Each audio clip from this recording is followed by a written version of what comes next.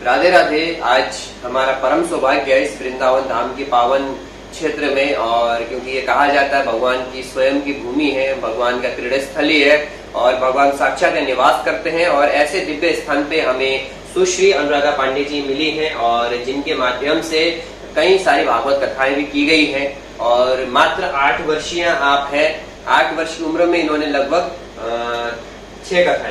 6 कथाएं इन्होंने कर ली हैं और बड़ा सुंदर प्रारूप है। और हमें बड़ा सुंदर ये शिक्षा प्राप्त होती है इनके माध्यम से कि हम इस उम्र में भी बहुत कुछ कर सकते हैं। तो आइए जानते हैं सुश्री अनुराधा जी से कि आपको ऐसी प्रेरणा कहाँ से जागृत हुई कि इस छोटी सी उम्र में आप अपने पढ़ाई के साथ साथ ये भागवत का भी अध्ययन करें और लोगों के पास जन जन में भगवान की लीलाओं को कैसे प्रसारित करूं, इस चीज की मन में जागृति और उत्कंठा या आपके मन में इच्छा कैसे पैदा हुई कि हम कैसे मैं करूं ऐसी चीज? श्रीधाम वृंदावन में मेरा जन्म हुआ और भगवान की कृपा से ही भागवतिक वातावरण और संस्कृत में वातावरण में मैं बड़ी। तब से मेरे मन में एक प्रेरणा जागृत हुई कि मैं अब संस्कृत का अध्ययन करूं, श्रीमद् भागवत का अध्ययन करूं। तब से फिर मैंने श्रीमद् भागवत जी का अध्ययन करना प्रारंभ किया। बड़ा सुंदर। देखिए इस उम्र में ही, क्योंकि हम भागवत कथा में सुनते थे ध्रुव जी ने छोटे सी उम्र में भगवान को प्राप्त किया, प्रहलाद जी ने छोटे सी उम्र में भगवान को प्राप्त कर लिया। और उन्होंने बोला है कुमार आचरित प्राज्ञा कि कुमार अवस्था से ही जब हमारे बोध अवस्था आ जाए तब से हमें भगवान की प्राप्ति के लिए, उनको पाने के लिए हमें साधन करने चाहिए। तो ये सिद्ध यहाँ पे करके दिखाया इन्होंने कि इस छोटी सी उम्र में भगवत प्राप्ति के लिए हम कैसे कैसे कर सकते हैं। क्योंकि स्वयं ज्ञान पाना तो पा सकते हैं, लेकिन वो ज्ञान पा के लोगों तक, जन जन तक पहुंचाना इस छोटी सी उम्र से, ये बहुत ही सौभाग्य की बात है। बहुत ही सुंदर आप ये कार्य कर रही हैं, जन जन तक पहुंचा रही हैं। और जबकि देखा जाता है कि इस उम्र में ज्यादातर बच्चे सब मोबाइल में और खेलने कूदने में ऐसी बिजी रहते हैं, लेकिन आपको मन नहीं करता खेलने का बाहर जाकर? ऐसे नहीं, उतना मन नहीं लगता मेरा जी। मैं कभी कभी खेलती हूँ, इतना नहीं खेलती। मतलब स्वास्थ्य की दृष्टि से थोड़ा बहुत व्यायाम की दृष्टि से खेल लेती हैं, लेकिन उसी में लिप्त नहीं रहती। यहाँ का भी भागवत भी आप अध्ययन कर रही हैं और बाहर आप चतुर्थ कक्षा में पढ़ रही हैं, तो दोनों अध्ययनों को, दोनों पढ़ाइयों को सामंजस्य में मिलाकर दोनों को साथ लेके चलने में आपको समस्या नहीं आती? नहीं, थोड़ी बहुत कठिनाई होती है जी।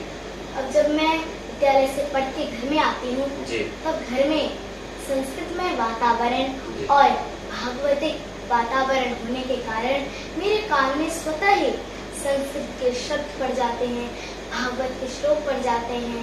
ऐसे तब से फिर जो पढ़ना इतना मुश्किल नहीं है, थोड़ा सा आसानी पड़ जाता है। बहुत सुंदर। देखिए कहा जाता है कि शास्त्रों में कि वातावरण का हमारे जीवन में बहुत बड़ा प्रभाव पड़ता है। उसकी साक्षात हमारे उदाहरण सुश्री अनुराधा पांडे जी हैं कि हम घर में जैसा देखते हैं, जैसा सुनते हैं, प्राय 50% तो हमारे जीवन में आ ही जाता है। बस 50% करने को रह जाता है। उसके उदाहरण ये है, क्योंकि हम देखते हैं घर में आजकल के समय में क्या करते हैं, माता पिता, दादा दादी, भाई भाई आपस में लड़ते रहते हैं, इधर उधर अपशब्द प्रयोग करते रहते हैं। तो हम बच्चों को देखते हैं कि छोटी सी उम्र में अपशब्द उनके मुख में आ जाता है। उसका प्रभाव केवल वही है कि घर का वातावरण। लेकिन हाँ, कुछ घरों में हम ऐसा देखते हैं कि उनकी दादी माँ या दादा, नाना, नानी आदि बच्चे अच्छे के साथ रहते हैं, तो सुबह सुबह भगवान सूर्य को जल चढ़ाना हो गया, घंटी बजाना हो गया, पूजा करना हो गया, स्वतः वो सीख जाते हैं, सिखाना नहीं पड़ता। तो घर का वातावरण बड़ा हमारे लिए अहम भूमिका निभाता है कि हम कैसे जीवन को आगे बढ़ाएं। तो अगर हमारे घर का वातावरण अच्छा है तो बच्चा वैसे ही कम उम्र में बहुत कुछ कर सकता है, उसको सिखाने की ज्यादा आवश्यकता नहीं पड़ती है। तो आप मोबाइल वगैरह भी चलाती हैं? नहीं, फेसबुक, यूट्यूब आदि नहीं चलाती? मन नहीं करता आपका? अच्छा, गेम वगैरह? आप गेम भी नहीं खेलती हैं? आप देख सकते हैं कि मोबाइल हमारे जीवन का एक अहम भूमिका निभाता है, लेकिन उसको भी समय देकर होता है। इस 8 वर्ष की उम्र में मोबाइल की हमारे जीवन में कोई आवश्यकता नहीं है। जब आवश्यकता पड़ती है तो काम भी कर सकते हैं, किंतु अन्य मोबाइल में ऐसे सांसारिक विषय नहीं देखती हूँ, कथा वगैरह, भजन वगैरह, इन चीजों को देख सकते हैं। वही मोबाइल है जो हमें नीचे भी गिराता है और वही मोबाइल हमें ऊपर भी उठाता है। बड़ा सुंदर आपने बताया कि जो चीज है काम की वही देखें, अन्यथा हम करते क्या, एक सर्वे भी है, कोई व्यक्ति एक वीडियो देखने के लिए जाता है तो कई सारी वीडियो को देख के वापस आता है। 7-14 वीडियो के एवरेज है, वो देख के वो वापस लौटता है और जाता है एक विषय को वीडियो को देखने के लिए, लेकिन अन्य अन्य विषयों में प्रवेश कर जाता है। लेकिन हमें प्रयास ये करना चाहिए, चीज हमारे पास है, आग वही है, खाना भी पका सकती है और घर भी जला सकती है। बस उपयोग हमें करना आना चाहिए। तो बड़ा सुंदर आप कर रही हैं। तो आप जैसी कई सारी बालिकाएं या बालक अभी छोटी उम्र के हैं, तो उनको आप क्या कहना चाहेंगे? क्योंकि आप YouTube के माध्यम से आपको बहुत सारे लोग देख रहे हैं और आपको भी एक प्रेरणा स्रोत मानते हैं, आइडियल मानते हैं, तो आप क्या कहना चाहेंगे उन सभी के लिए? देखिए, वो सभी हैं, ज्यादा मोबाइल ना चलाएं, मोबाइल देखें और थोड़ा कम देखें। जैसे मोबाइल देखना है तो सांसारिक कार्यों को ज्यादा ना देखें, कार्टून हो गया, गेम हो गया, यूट्यूब हो गया इत्यादि, ये सब ना देखें।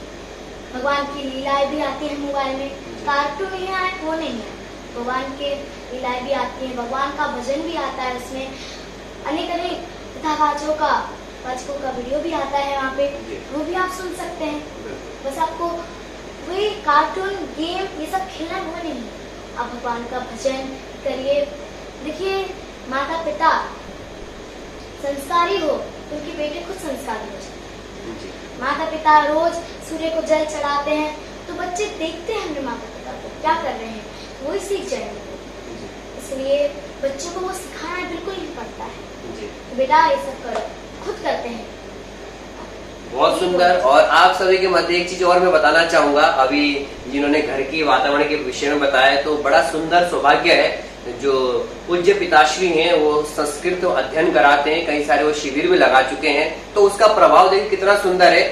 सुश्री अनुराधा पांडे जी संस्कृत भी बोलती हैं, बड़ा सुंदर संस्कृत बोलती हैं, और क्योंकि ये विषय हिंदी का है तो हम हिंदी में वीडियो बना रहे हैं, किंतु संस्कृत बड़ा सुंदर बोलती हैं। और जब इनका संस्कृत हम सुनते हैं तो बड़ा अच्छा लगता है, बड़ा आनंद आता है, ऐसा लगता है मन में मिश्री घुल गई।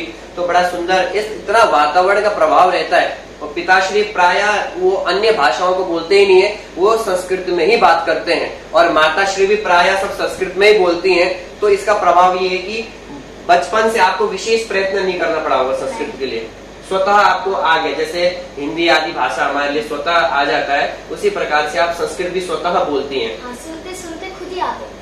तो एक आध विषय आप कुछ संस्कृत में बोलना चाहेंगे कुछ श्लोक के माध्यम से दर्शकों के लिए? जैसे पूछते हैं आपका नाम क्या है, इसमें बोलते हैं भवतः नाम किम, जैसे लड़की है तो भवत्याः नाम किम, फिर उत्तर मिलता है मम नाम योगेशः, मम नाम कृष्णः, मम नाम राधा इत्यादि। और जब पूछते हैं आप ठीक हो, नमस्ते। देखिए बड़ा सुंदर है, क्योंकि हमारे एक भाषा ऐसा है संस्कृत भाषा, जो आप किसी भी देश में जाइए, किसी भी प्रांत में जाइए, किसी भी क्षेत्र में जाइए, वो हमेशा एक ही रहता है। हिंदी अलग अलग जगह की अलग अलग हो सकती है। आप उत्तर प्रदेश में आएंगे, मध्य प्रदेश में, उत्तराखंड में, आदि आदि स्थानों में आप जाएंगे तो हिंदी भाषा भी अलग है। और इंग्लिश भाषा की बात करें, वो भी अलग अलग क्षेत्रों में जाएंगे, अलग अलग देशों में जाएंगे, वहां पे भी अलग है। किसी भी भाषा को आप देखिए एक जैसा हर जगह नहीं है, किंतु संस्कृत भाषा एक ऐसी भाषा है जो सभी क्षेत्रों में, सभी प्रांतों में, सभी देशों में एक ही है।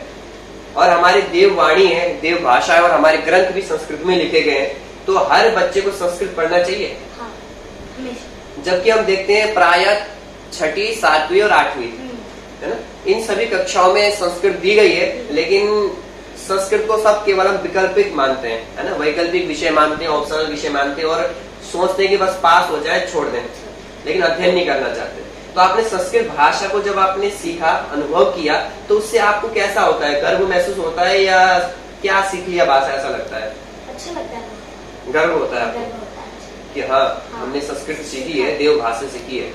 तो जब संस्कृत बोलते हैं तब आपको ज्यादा आनंद आता है, अन्य भाषाओं में ज्यादा आनंद आता है? संस्कृत बोलने में ज्यादा आनंद आता है। बड़ा सुंदर। देखिए आप इस उम्र से संस्कृत भाषा में भी आप लग सकते हैं और भगवान की भक्ति में लग सकते हैं। 8 वर्ष की बालिका है ये, और 8 वर्ष में इन्होंने प्राय 6 कथाएं कर दी हैं। और आप इनका जो यूट्यूब चैनल है अनुराधा जी वृंदावन नाम से यूट्यूब चैनल है, आप अवश्य उनका चैनल विजिट करें, और मैं आपको डिस्क्रिप्शन में लिंक भी दे दूंगा, तो उसमें जाकर भी आप विजिट कर सकते हैं। और आप पूरी वीडियो को देखें, सुने कि इस उम्र में कि हम कैसे भगवान का प्रचार कर सकते हैं, इस उम्र से भगवान की उस भक्ति में कैसे हम लग सकते हैं, ये सब कुछ हमें आपसे सीखने को प्राप्त हुआ।